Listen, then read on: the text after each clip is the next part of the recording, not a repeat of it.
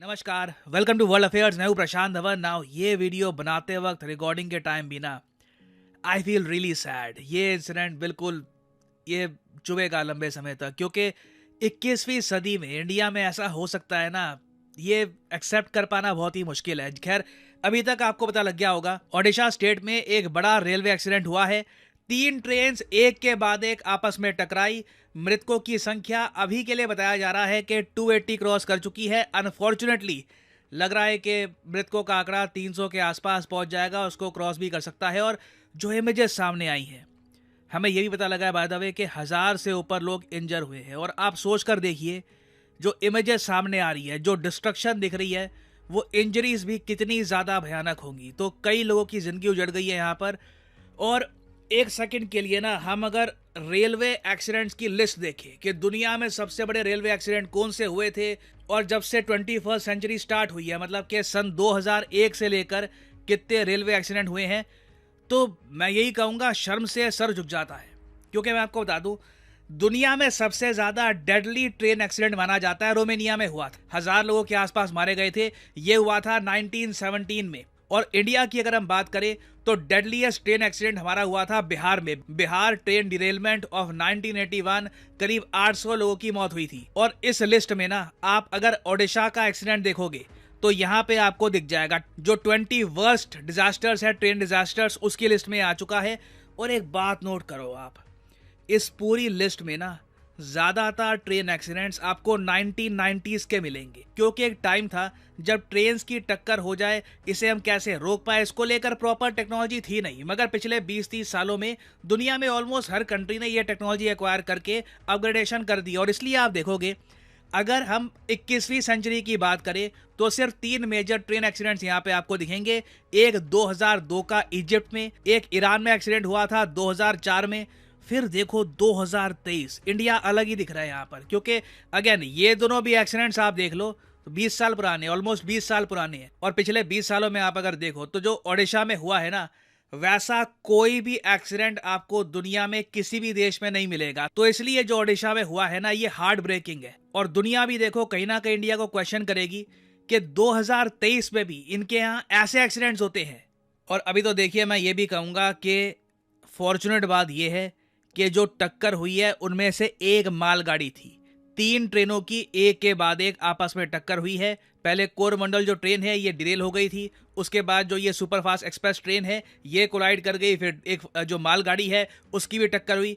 आप इमेजिन करके देखिए, ये मालगाड़ी ना होती, ये भी एक पैसेंजर ट्रेन होती ना, तो जो मृतकों का आंकड़ा है ये कहीं और ही पहुंच जाता। ये शायद दुनिया के जो डेडलीस्ट ट्रेन एक्सीडेंट्स हैं, टॉप 5 जो डेडलीस्ट ट्रेन एक्सीडेंट्स हैं, उनमें इसका नाम आता। और देखो, इस वीडियो में बैठकर मैं ये विश्लेषण नहीं करूंगा कि जी कौन सी ट्रेन किस घंटे डिरेल हुई, फिर कहाँ टक्कर हुई, फिर कैसे ट्रेन मुड़ी। उससे रिलेटेड न्यूज चैनल पे वैसे ही आप लोगों ने काफी देख लिया होगा। यहाँ पे देखिए, मेन क्वेश्चन ये आता है कि ये ट्रेन क्रैश हम रोक क्यों नहीं पाए।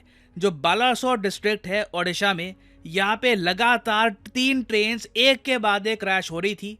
यहाँ पे कवच सिस्टम कहाँ पे था? आपको याद होगा, कवच सिस्टम के बारे में देश को बताया था कि बहुत ही जल्द देश के जो रेलवे ट्रैक हैं, ट्रेन हैं, वहां पर हम कवच सिस्टम को इंप्लीमेंट कर देंगे, जिससे ट्रेन की जो टक्कर है ये हम अवॉइड कर पाएंगे। जरा ये जो फुटेज जो मैं आपको दिखा रहा हूँ, ये देखिए। तो कवच एक ऑटोमेटिक ट्रेन प्रोटेक्शन की टेक्नोलॉजी है। इसमें क्या होता है, मान लीजिए 2 ट्रेन हैं, दोनों ट्रेन अगर सेम ट्रैक पे अगर बाई चांस गलती से भी आ गई तो पास में आती है, उससे पहले पहले कवच उसमें ब्रेक लगा देगा और उनको रोक लेगा, तो एक्सीडेंट नहीं होएगा।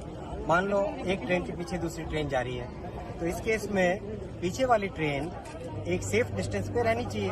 अगर बाई चांस किसी भी कारण से ट्रेन अगर नजदीक आती है तो पीछे वाली ट्रेन में तुरंत कवच उसमें स्पीड कम कर देगा और उसमें ब्रेक लगा देगा। जैसे रेड लाइट है, तो रेड लाइट के पास में जैसे ही ट्रेन पहुंचे, उससे पहले उस ट्रेन का कवच अपने आप उसे स्पीड को कम कर देगा, कम करके उसको रेड लाइट से पहले रोक लेगा। कोई गेट आ रहा है तो उस गेट के पास जैसे ही ट्रेन पहुंचे, बाई चांस अगर ड्राइवर ने विसल नहीं बजाई तो भी कवच उसमें ऑटोमेटिकली विसल बजा देगा। तो ये एक ऐसी फैसिलिटी है जिससे यात्रियों की सुरक्षा में बहुत ही बड़ा बदलाव आएगा। और देखो जो ये कवच सिस्टम है, जिसे हम एक आप कह लो ऑटोमेटिक ट्रेन प्रोटेक्शन सिस्टम कह सकते हैं, जो यूरोप में बहुत साल पहले बन चुका है।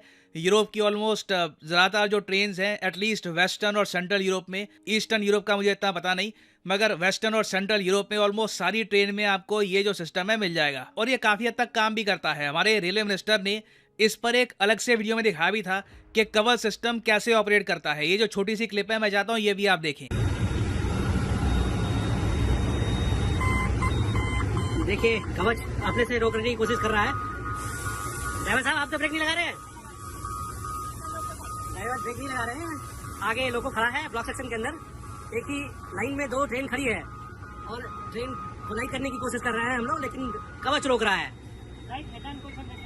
Yes great.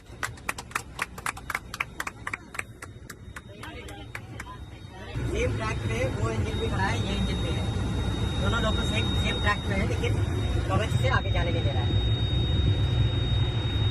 तो जो भारत का ये कवच सिस्टम है और जो बाकी यूरोप में, यूएस में, काफ़ी कंट्रीज़ में सेम टेक्नोलॉजी यूज़ होती है, ये काम करती है। बट इंडिया के केस में अभी तक ना हमने कवच रेलवे में हर जगह यूज़ किया नहीं है।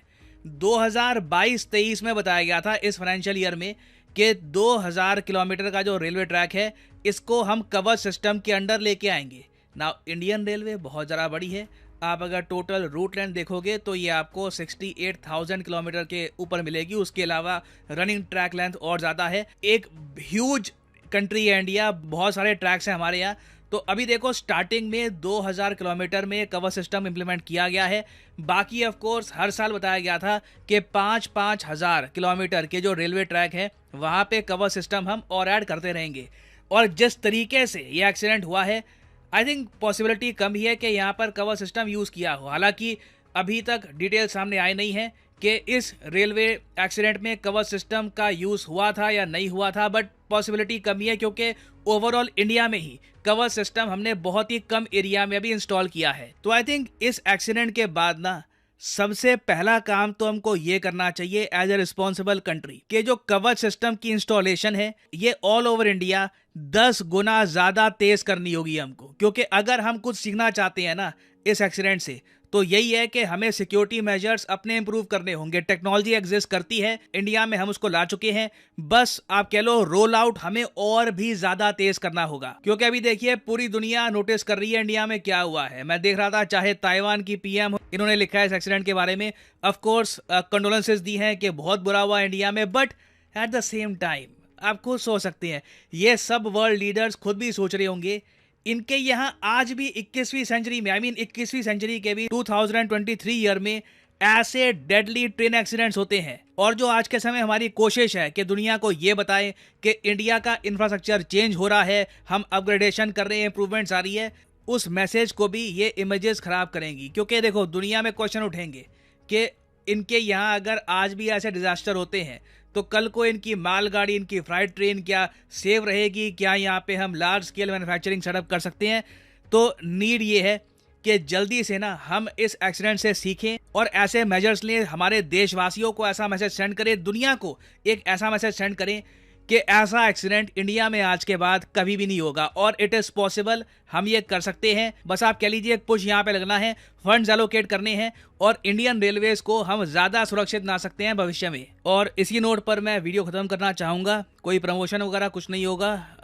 जो मृतक हैं यहाँ पर उनकी आत्मा को शांति मिले, ओम शांति। और हाँ, सैड डे, ये इंसिडेंट मेरे दिमाग में रहेगा लंबे समय तक, बहुत लंबे समय तक।